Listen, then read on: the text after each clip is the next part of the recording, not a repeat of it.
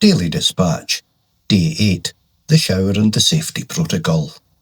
Sometimes the story finds you in the shower. The plan for today's log was to map the flatness, the recalibration lag of yesterday's neurochemical storm. But the words jammed. The insight wouldn't come.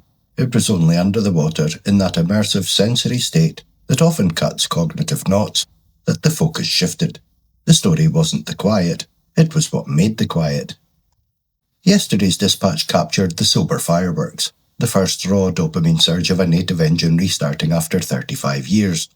We identified the signal. Today's work is practical. What do you build after you discover a live wire?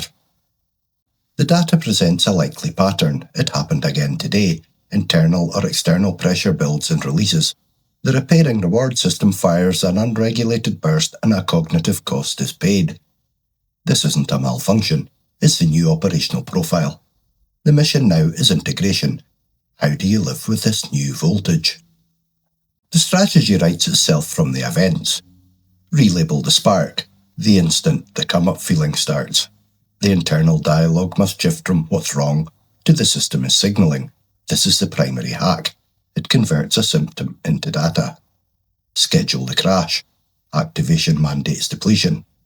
Knowing this, you clear the deck afterwards. You respect the dead.